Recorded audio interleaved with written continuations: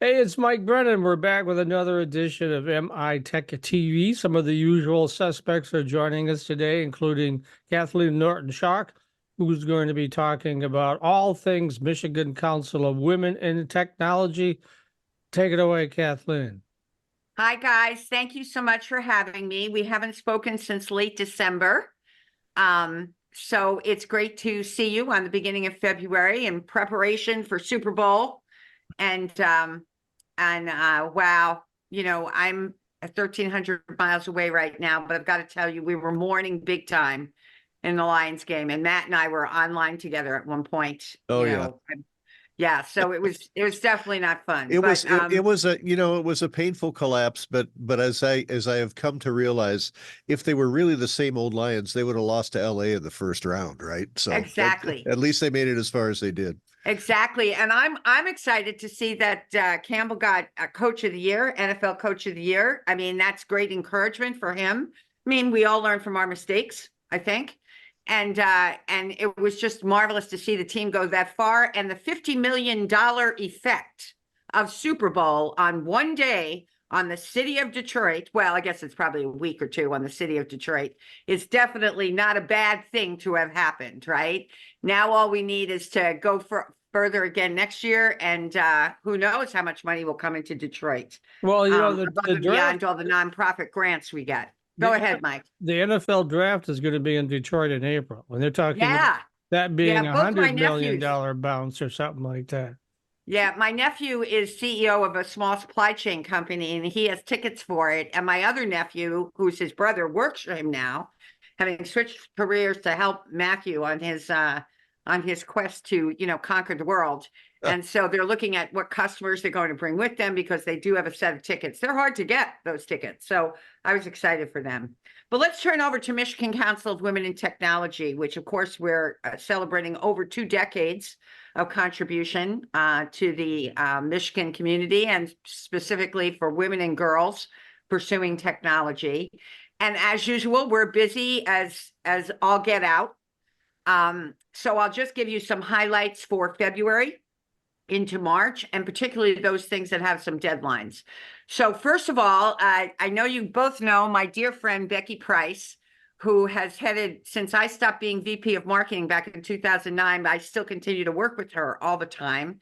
And she heads on the volunteer side, our marketing team, ably helped by our paid marketing director, Staria Coppins, and then a whole set of volunteers. Well, about 9 years ago, Becky had, she always has a ton of ideas. And, but most of the time marketing at MCWT is there to really, we just operate under everybody else's ideas, and we specialize in communicating the brand, the mission, all of our initiatives and our programs. But Becky's idea, and this was an excellent one, was that as the leading nonprofit in Michigan in women, specifically focused on just women in tech, right? I mean, Inform is obviously amazing when it comes to women's leadership, but we focus on women in tech, that we should begin giving awards every year to women who are giving back. And we decided to make one singular award. We give lots of recognition to people all the time, particularly the women who've supported technology. And technology leaders. But so it's called Women in Tech, and we give it every year. And we're in our 8th year. This year, we'll be giving out our 8th award for the Woman of the Year in Technology. The award will be awarded during one of our big events. We do 4 or 5 major events a year. And in May, as you know, we do something called the Executive Connections Summit. And when that person is, last year we got many, many nominations. I'm sure we'll get many, many again. But I wanted to let you know as quickly as possible, because the deadline this year to nominate a worthy woman who has helped women and girls in technology is March 1st. We're trying to expand the program a little bit. And so we're saying, first of all, we've always said you do not have to be a Michigan Council of Women in Technology member to be nominated, nor do you have to be a Michigan Council of Women in Technology member to nominate someone, right? So that's the first thing right off the bat. But it's a great honor, right? And I'll talk a minute about some of the women who've gotten it. The second thing we did to kind of expand it this year was to say, hey, don't forget that technology permeates everything.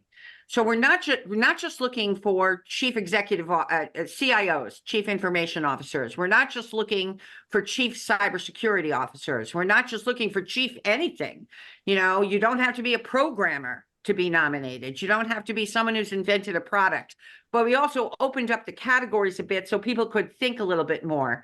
So we're suggesting that some of the places where you could look for women who are doing great work in this area is emerging tech leaders, people who are part of the very, very vital startup community, a lot of it in Ann Arbor, but a whole bunch in Lansing and Kalamazoo and Detroit itself, right?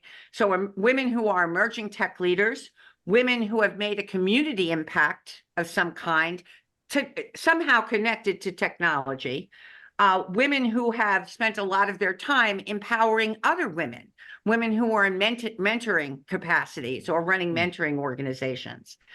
So as I just said, the deadline is March 1st. If you would like to nominate one or more people, you can send an email to awards@mcwt.org, or you could just go to our website, www.mcwt.org,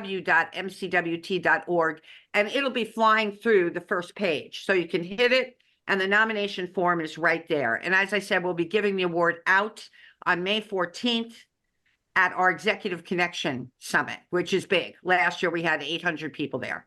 Wow. And they all tend to be the creme de la creme, people who are interested in no matter what level they're at in technology and what we're talking about. So that's a pretty cool thing. And just to let people know, we had some pretty inspiring women win in the first 8 years. Nancy Benovich Gilby, as an example, would be an example of someone who's worked as a tech entrepreneur for many years. Allison Gleason, who was a leader at Cisco. Judy Asher, who, by the way, she now works in the healthcare field. She used to be at Ford. She's been a big volunteer for MCWT, and this year she's our vice president. But she's working in a different state. I mean, she's actually working throughout the country, but she's headquartered in a different state.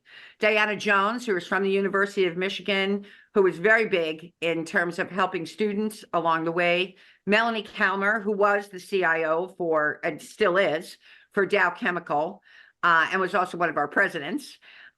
Julie Speiler, who is a cybersecurity expert and started another nonprofit doing nothing but encouraging women and girls in the cybersecurity field, which, as we all know, is a burgeoning field. So I just wanted to mention that because the deadline's coming up, as I said, on March 1st, and the nomination is open now.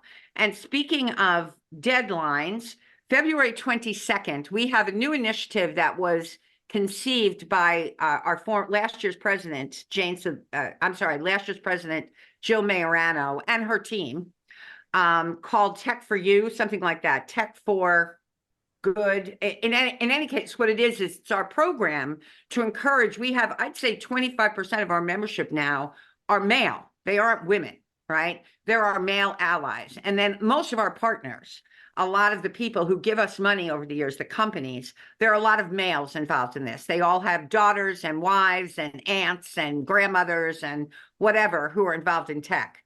So after they did a panel in January, the 4 guys who did the panel were male executives in tech in Michigan.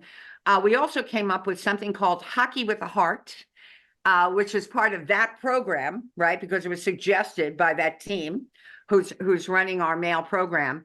And it's going to be really fun. It's February 22nd. The tickets are $50. A portion, obviously, of the proceeds go to MCWT to support girls and women in tech. There will be a pre-game sort of happy hour, networking event. And it's the Red Wings versus the Colorado Avalanche. And obviously it's going to be held at the stadium in Detroit, the ice rink in Detroit, Joe Louis Arena. So I would strongly suggest that if you know anybody who's a hockey fan, that again is out on our website. And it's under the programs page, www.mcwt.org. I would also suggest tickets apparently are going fast. Everybody loves hockey, right? We're all from Michigan. That if people want to do it, they think about it right away because February 22nd is only 2 weeks away. Wow, yeah. So One that's, slight correction, Joe Louis Arena was torn down. oh It's yeah, yeah, right, Little Caesars Arena, but go ahead. Little Caesars. Yeah, right. Yeah, yeah, sorry. I never see hockey. I mean, I have to make an admission. Hockey is not my favorite sport. Football, basketball, I'd go. I'd even go for hockey if I was in town to support MCWT. But Ah. in any case, it'll be a lot of it'll be Are you cheered for flying live back women. from Florida for the event then, or No, not that one. Not Oh, that okay. one All by right. any means. Go ahead. Also, I can't wait to talk. Hopefully, you guys will have me on the first week of March, if you have room, Mike, because of Sure. course that's Women's Month, right? Is it?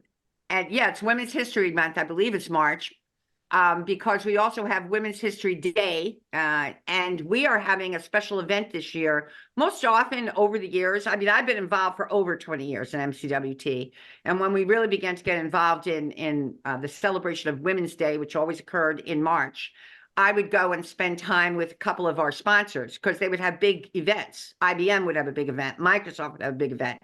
Oracle would have a big event. Cisco would have a big event. Well, we're doing our own this year. We're doing it in sponsorship with Bamboo Detroit. We're also doing it. There's a couple of other sponsors. So by the time March rolls around, I'll be able to tell you who they are and the exact speakers.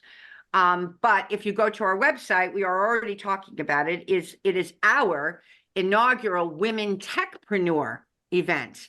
So we're combining these two things, the celebration of Women's History Month and women's successes with our kickoff of our Women Techpreneur program.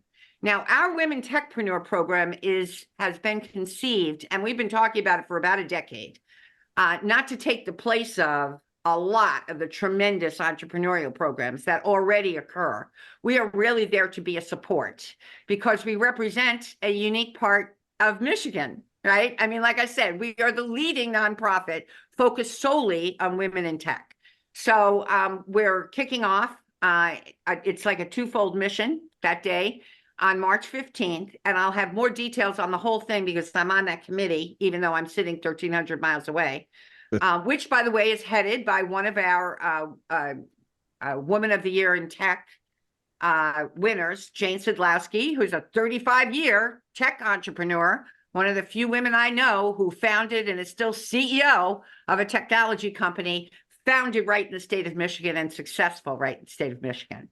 So if you guys would put those dates down, that would be great. And then to quickly move to the girls programs, again, if anybody wants to go to www.mcwt.org, Mike did a great post not so long ago about some of the programs we have for girls. But under the programs page, there are some great big programs coming up. Girls Solve IT. The application closes February 9th. That's sponsored by Ford, and that's for grades 4 through 8. We're also giving robotics grants as we have every year. And the last date, that's been open since the fall, the last date to apply for a $750 grant is March 9th. Girls Rock IT is our annual program with the Girl Scout program. And then next month, if you have me back, hopefully by that time, it may take me till April to really know this. We again, of course, will be doing Camp Infinity as we do every summer. Which is a 1-week program for girls from grades 5 through 12. We run them every week for the period of 8 to 9 weeks in various parts of the state.